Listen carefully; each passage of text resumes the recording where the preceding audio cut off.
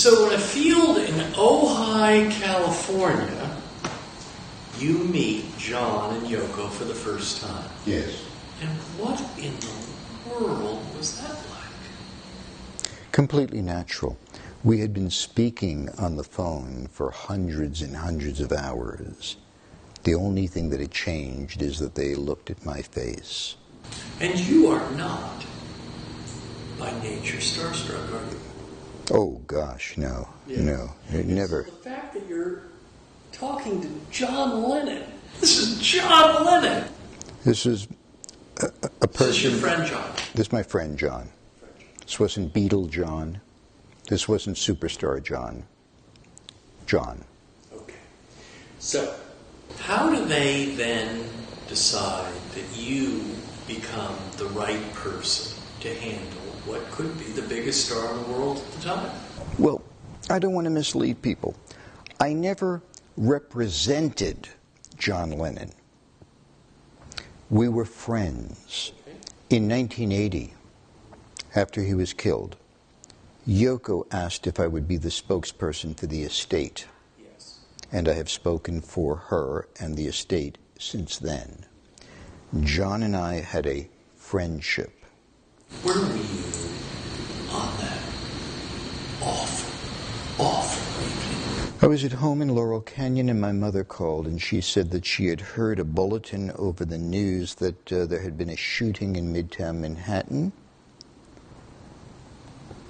and that there was going to be an update in a few minutes. Having been raised in New York, I know that they don't break into radio or TV stations over a homicide in Manhattan unless there was something really significant about it.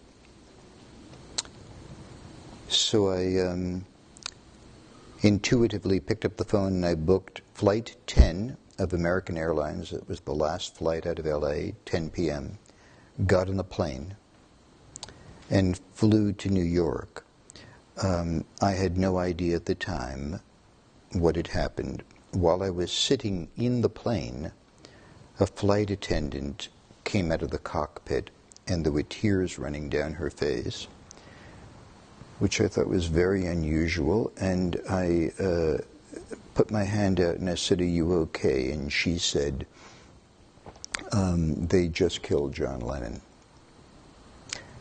That's where I learned, that's who I learned it from, and I had the next 5 hours to reflect upon the loss, and knowing that when I got off of that airplane, my only role was to be present in the moment and supportive of my best friend, Yoko, and do what I could. That's where I learned and how I learned. And so at a young age, again, destiny moves forward, and you have retained this friendship all these years. Spoke with Yoko 2 weeks ago, when what would have been the birth of John. And she is still the keeper of the wishing well. And have you ever fully recovered from the enormity of that tragedy? Michael, there's certain things that one never recovers from. I've come to grips with the tragedy of losing John. I'm still working on dealing with the loss of my father. And anybody who tells you that they have found closure over somebody that they loved or a parent is either misguided or lying. There are many beings that left me prematurely, including at the hands of another, and I am still trying to come to grips with that and look to God for answers.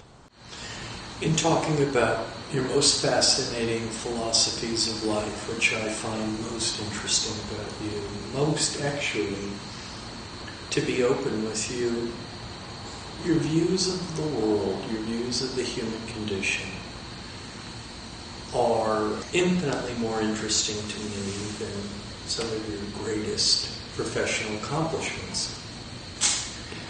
And so one of the areas of life that you and I share is a awareness about how life is short and life is unpredictable. I was born and raised 2.5 miles north of Ground Zero, and so for me, September 11th was my John Lennon moment. Yeah. Talk about, for people watching this, how important it is, from your point of view, for them to consider that life is short and life is unpredictable. Talk about that, Elliot. There's this fellow who I really respect, named Baba Ram Dass.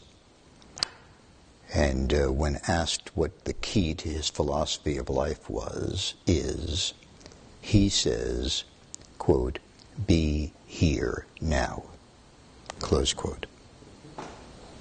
That's the admonition. That's the mantra. Be here now.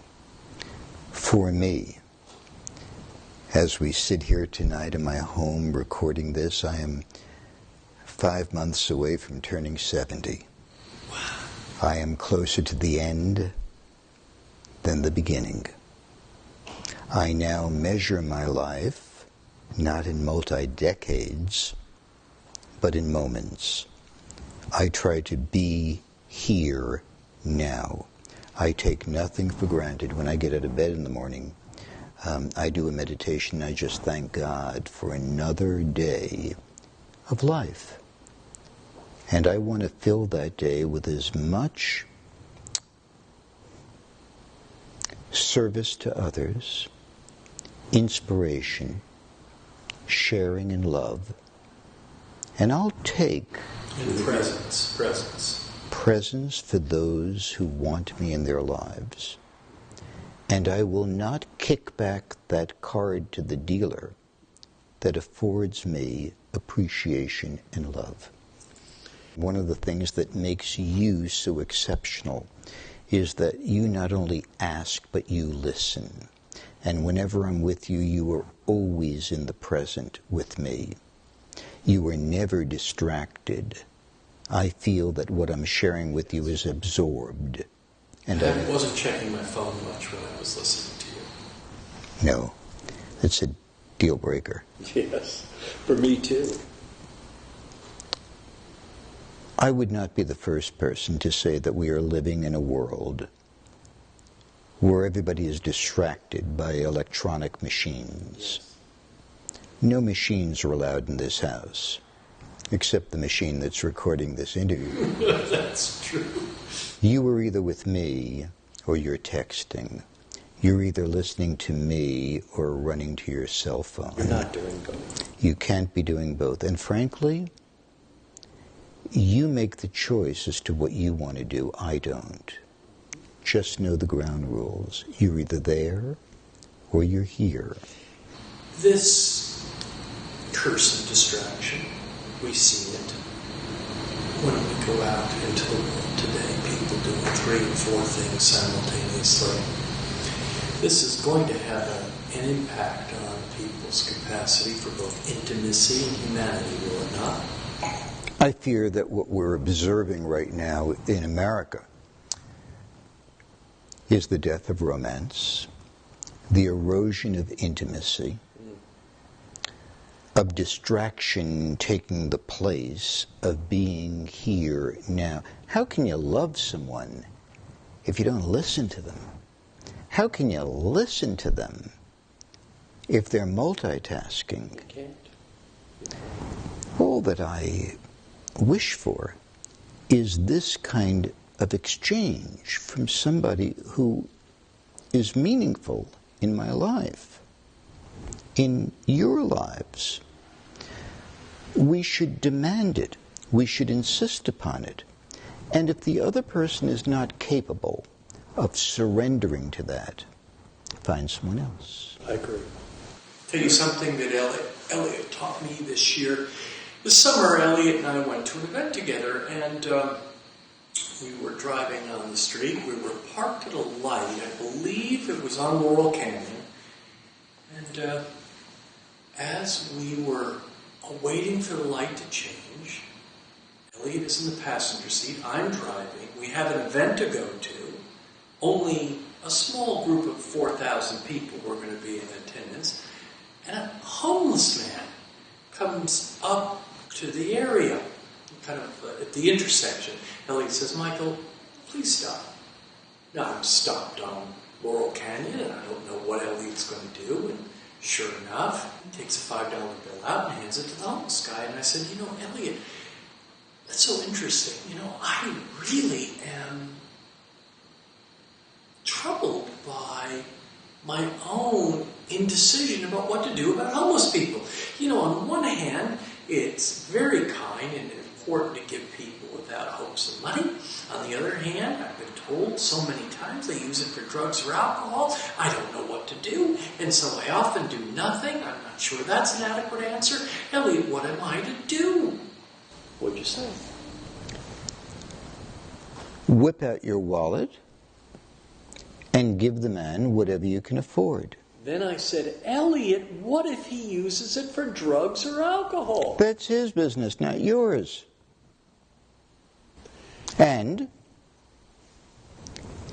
if a person is homeless in the street, as millions are as we sit here tonight and speak, in spite of the politicians' claims that we're out of the recession and everybody's doing great, if a person, as we approach winter, is deprived of shelter or even a blanket, sleeping in an alleyway, and I give them the $5, and they decide to buy a bottle of Thunderbird Whiskey. and down the Thunderbird, That's right.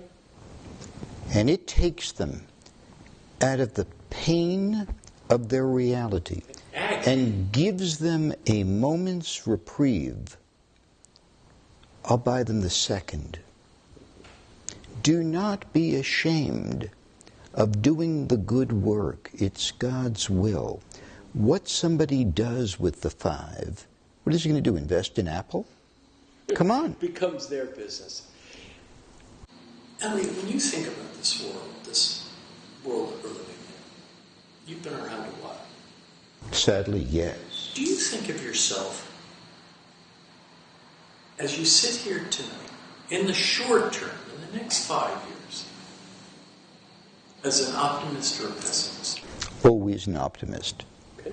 Now, is that because it gives you an ability to love a life more joyfully than that of a pessimist, or because you really believe that we're poised for greatness? I really believe in the intrinsic qualities of all of our brothers and sisters. I really believe we're all in this together. Yoko says, think globally, act locally. We're going to deal with the whole world, but it begins with you, your relationship to the one you love, your neighbors, your community, your city, your state, your country, etc. We all are vested with the option of throwing that proverbial pebble in the still pond and allowing the ripples to bring us to a higher place of consciousness, or to be mired in the negativity and Debbie Downers. I have elected to align my consciousness with the light, and the people who really have meaning in my life are ones who share that opinion.